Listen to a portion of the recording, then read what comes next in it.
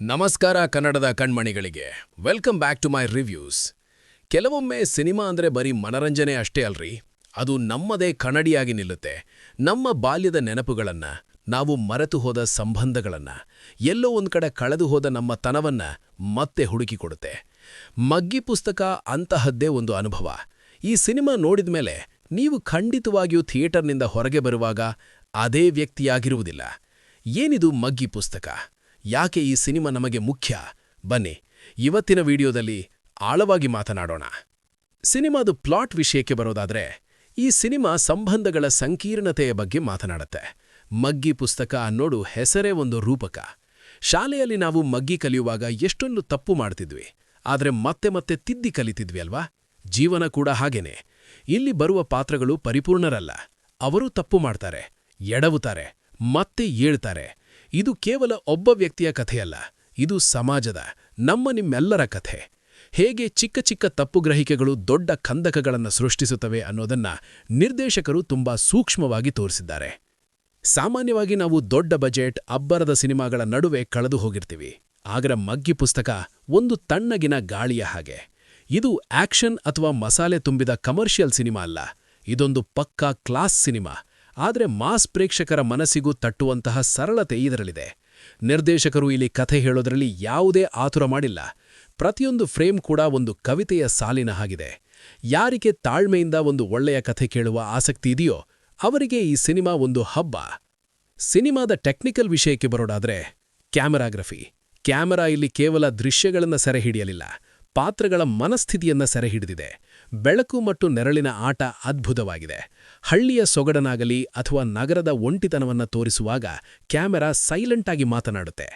Music and BGM ಈ ಸಿನಿಮಾದ ಆತ್ಮ ಅಂತಲೇ ಹೇರಬಹುದು. ಅಬ್ಬರವಿಲ್ಲದ, ಮನಸ್ಸಿಗೆ ಮುದ ನೀಡುವ ರಾಗಗಳು ಕಥೆಯ ಓಟಕ್ಕೆ ಜೀವ ತುಂಬಿವೆ. ಮೌನ ಇರುವ ಕಡೆ ಮ್ಯೂಸಿಕ್ ಸೈಲೆಂಟ್ ಆಗಿ ಕೆಲಸ ಮಾಡಿದೆ. ಅದು ಈ ಸಿನಿಮಾದ ದೊಡ್ಡ ಗೆಲುವು. ಸಂಭಾಷಣೆಗಳು ತುಂಬಾ ನೈಜವಾಗಿವೆ. ಯಾವುದೇ ಡೈಲಾಗ್ ಬಲವಂತವಾಗಿ ತುರುಕಿದ ಹಾಗಿಲ್ಲ. ನಮ್ಮ ಅಕ್ಕಪಕ್ಕದ ಮನೆಯವರು ಮಾತನಾಡುವ ಹಾಗೆ ಅನಿಸುತ್ತೆ. ಸ್ಕ್ರೀನ್ ಪ್ಲೇ ಸ್ವಲ್ಪ ನಿಧಾನ ಅನಿಸ್ಬೋದು, ಆದರೆ ಆ ನಿಧಾನಗತಿಯೇ ಈ ಸಿನಿಮಾದ ಕ್ಯೂಟ್ನೆಸ್. ಈಗ ಕಲಾವಿದರ ಬಗ್ಗೆ ಮಾತಾಡಲೇಬೇಕು. ಇಲ್ಲಿ ಯಾರೂ ನಟಿಸಿದ ಹಾಗೆ ಕಾಣೋದಿಲ್ಲ, ಎಲ್ಲರೂ ಜೀವಿಸಿದ್ದಾರೆ. ಮುಖ್ಯ ಪಾತ್ರಧಾರಿಗಳು. ನಾಯಕರ ಕಣ್ಣುಗಳಲ್ಲೇ ನೂರಾರು ಮಾತುಗಳಿವೆ. ಅವರ ಬಾಡಿ ಲ್ಯಾಂಗ್ವೇಜ್, ಆ ಸಣ್ಣ ನಡುಕ ಅಥವಾ ಮುಖದ ಮೇಲಿನ ಆ ಮುಗುಳು ನಡಿಗೆ, ಪ್ರತಿಯೊಂದು ಅಳೆದು ತೂಗಿದ ಹಾಗಿದೆ. ಭಾವನೆಗಳನ್ನು ನಿಯಂತ್ರಣದಲ್ಲಿಟ್ಟುಕೊಂಡು ನಟಿಸುವುದು ತುಂಬಾ ಕಷ್ಟ, ಆದರೆ ಇವರು ಅದನ್ನ ಲೀಲಾವಾಗಿ ಮಾಡಿದ್ದಾರೆ. ಅವರ ಜೊತೆ ಬರುವ ಪೋಷಕ ಪಾತ್ರಗಳು ಕೂಡ ಕಥೆಗೆ ಅಷ್ಟೇ ಮುಖ್ಯವಾಗಿವೆ. ಪ್ರತಿಯೊಬ್ಬರಿಗೂ ತಮ್ಮದೇ ಆದ ಮಹತ್ವವಿದೆ. ಯಾರೂ ಹೆಚ್ಚಲ್ಲ, ಯಾರೂ ಕಡಿಮೆಯಲ್ಲ. ಒಟ್ಟಾರೆಯಾಗಿ ಇದೊಂದು team work. What worked and what didn't, ಏನು ಇಷ್ಟವಾಯಿತು, ಏನು ಇಲ್ಲ. ಪ್ರಾಮಾಣಿಕವಾಗಿ ಹೇಳೋದಾದ್ರೆ, ನನಗೆ ಈ ಸಿನಿಮಾದಲ್ಲಿ ಇಷ್ಟವಾಗಿದ್ದು ಅದರ ಪ್ರಾಮಾಣಿಕತೆ. ಪ್ರೇಕ್ಷಕರನ್ನ ಅಳಿಸಬೇಕು ಅಂತ ಅಥವಾ ನಗಿಸಬೇಕು ಅಂತ ಯಾವುದೇ ಗಿಮಿಕ್ ಮಾಡಿಲ್ಲ. ಕಥೆ ತನ್ನ ಪಾಡಿಗೆ ತಾನು ಹರಿಯುತ್ತೆ. ಆದರೆ ಸ್ವಲ್ಪ ಸಮಸ್ಯೆ ಅನಿಸಿದ್ದು ಸಿನಿಮಾದ ವೇಗದಲ್ಲಿ. ಫಸ್ಟ್ ಹಾಫ್ ಸ್ವಲ್ಪ ಎಳೆದ ಹಾಗೆ ಅನಿಸ್ಬೋದು. ಇವತ್ತಿನ ಫಾಸ್ಟ್ ಫಾರ್ವರ್ಡ್ ಯುಗದಲ್ಲಿ ಇಷ್ಟು ನಿಧಾನಗತಿಯ ಕಥೆ ಹೇಳುವಾಗ ಪ್ರೇಕ್ಷಕರ ತಾಳ್ಮೆ ಪರೀಕ್ಷೆಯಾಗಬಹುದು. ಕೆಲವು ದೃಶ್ಯಗಳಿಗೆ ಕತ್ತರಿ ಹಾಕಬಹುದಿತ್ತು. ಹಾಗೆ ಕ್ಲೈಮ್ಯಾಕ್ಸ್ ಕೆಲವು ಪ್ರೇಕ್ಷಕರಿಗೆ ಅಪೂರ್ಣ ಅನ್ನಿಸಬಹುದು. ಆದರೆ ನನ್ನ ಪ್ರಕಾರ ಅದೇ ಈ ಸಿನಿಮಾದ ವಿಶೇಷತೆ.